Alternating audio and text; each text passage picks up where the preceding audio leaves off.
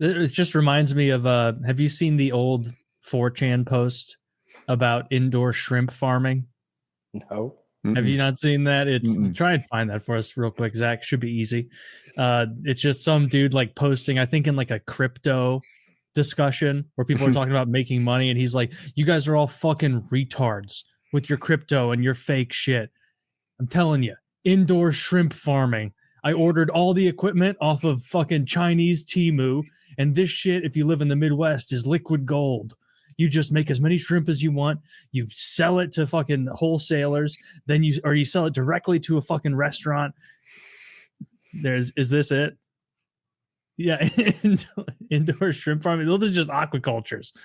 This isn't the 4chan post, but regardless, it was very funny to see a method of making money that I had never seen, because apparently he was actually doing it because he posted a picture of 2 gigantic vats.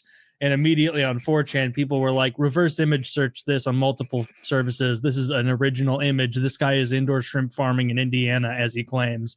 And the guy's like, hell yeah, dude. You guys keep buying your fucking monkey picture. Yeah, that. Hell yeah. Yeah, he said, cool. Imagine still playing such small ball. You retards don't deserve this, but let me know when you want to take the training wheels off and make real money. Indoor shrimp farming. It's like being able to scoop gold right out of the periods are great. Indoor shrimp farming. It's multiplying your money by 100. Aquaponics is the fucking future, even more than blockchain. Self-production, and forget dropship retards who are just glorified middlemen. If you actually shrimp farm, there is no replacing you. Wholesale is 100x. Sale right to restaurants, 10,000x, especially if you're in a landlocked state. Fresh seafood is literal gold. And best part, I bought all the equipment right from a Chinese seller for Tether.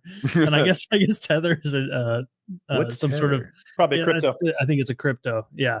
Oh. And so maybe that's that sounds good. We did Catfish in high school, and it funded various projects. Like, we didn't have a lot of money, but we had all those ag projects and shop projects that would fund school extracurriculars. So they would grow catfish in the aqua barn, and then they would have a big catfish fry, twice a year, where there would be a line of cars that stretched for miles to come get a catfish plate. It would just be catfish, a couple catfish fillets fried, some slaw and some fries, or a baked potato, like something.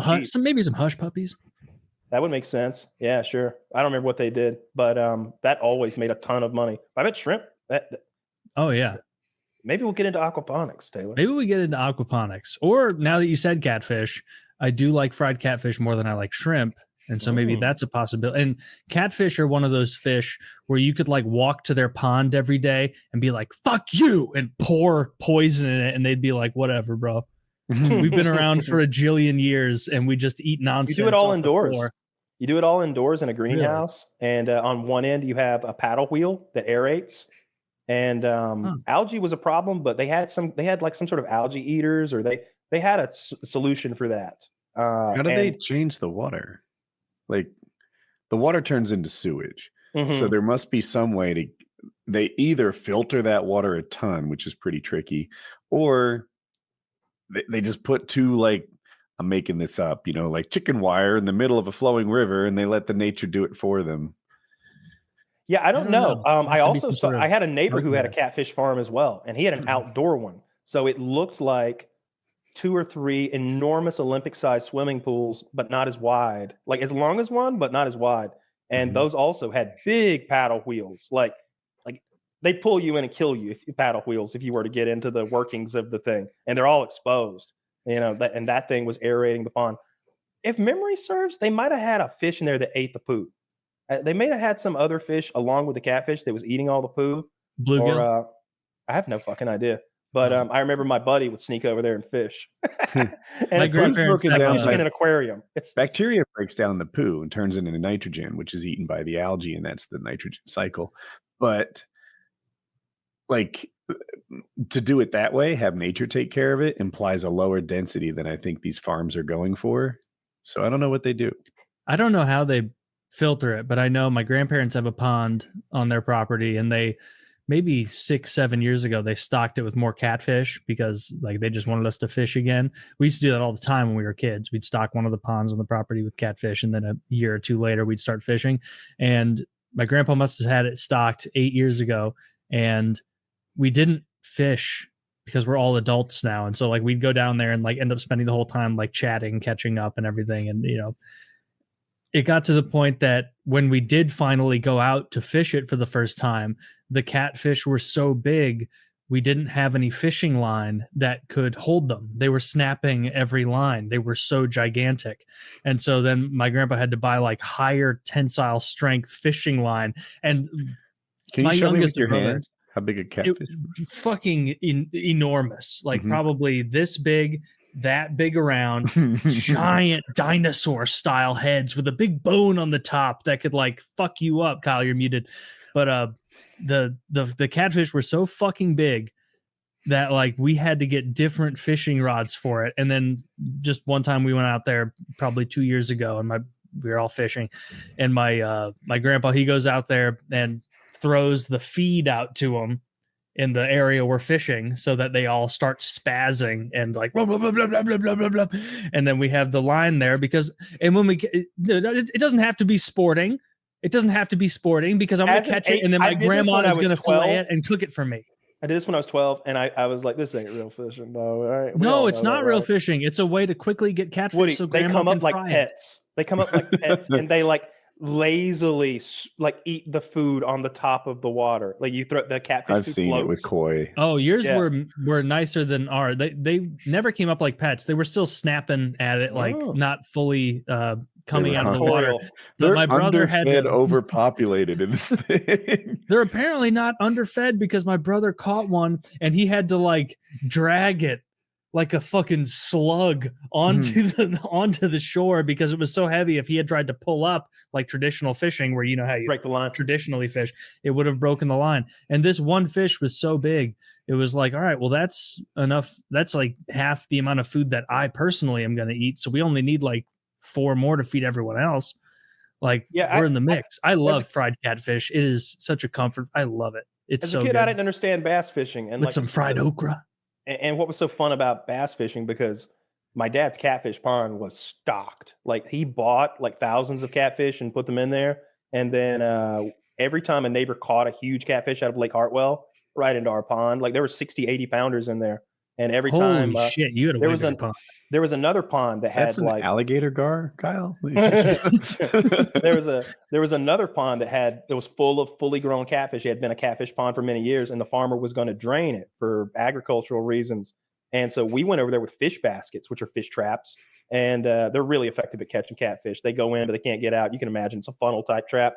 And we hauled out, I don't know how many, like just the big blue cats, channel cats, mud cats, all that stuff. Our pond was so full of monster fish. I never bought 10-pound line. I always had 25, 30-pound test line because you would just snap 10-pound test. Like the average fish was 10 pounds in that pond. So when I was like bass fishing, nah. Well, yeah, okay, I feel like you've said before you don't like fried catfish lemon, very much. No, I like it. Little lemon, it's pretty good. I just don't eat it much because it's a dirty fish. Maybe some green onion fillet, isn't it? Maybe some green onion. Yeah, like hard to they have skin. It's there's specialized pliers that you grab you can tear the skin off once it's dead. My grandpa used to just hit it with a hammer on top of the head to kill it because like it's a bony fish. It's not like a cartilage fish. It has bone. And so you have to smash this thing on top of the head to kill it. And then that, like most sea creatures, take forever to die. People don't know. You leave a catfish in the sun for like 6 hours, or in the mud anyway, you probably still have a viable catfish. Oh yeah, that thing's gonna be like it'll still be there. But like my grandpa he wasn't pulling punches, and he was a farmer his whole life, and so he's a very strong guy, and he was bashing them, killing it usually with 1 or 2 hits, and then he had a nail on a tree, and he would hook the front side of it. I guess is a bone here that you can hook on that, and then you tear the skin off from there. But it is way different. Like if you've ever filleted a bass or something, easy work. No work at all. If you know at all what you're doing, it doesn't take any time. But a catfish is a prehistoric animal. It's like, disgusting to skin it. I don't like the sensation of ripping an animal's skin off. I've never liked that. I've only skinned 1 deer in my life. I hated it. I did not like that at all. I must have killed 100 but I've only skinned one, and it's gross. I don't like skinning animals. I don't like gutting animals. I don't like that part of the deal. Is skinning a catfish hard to do for someone who's strong? Like you two are strong. You can. For us, it would not be hard. No, the hard part would be getting. It wouldn't be hard. It would be annoying because sometimes you'll get like what you think is a good purchase on the skin, and then you pull and it like shreds like plastic wrap, and it's like fuck.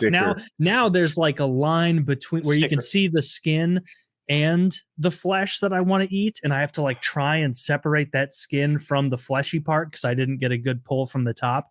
It's more I'm annoying. Getting ants in my pants over here thinking about ripping the skin off those things. It's so gross. It's the sensation. It's audible when you do it. It's nasty. I don't. But their guts just fall out. Like compare like they have soft like a belly. fish. Yeah. You slit that soft white underbelly, and then it almost empties itself. You have to reach in a little bit and like tear some connective tissue, but like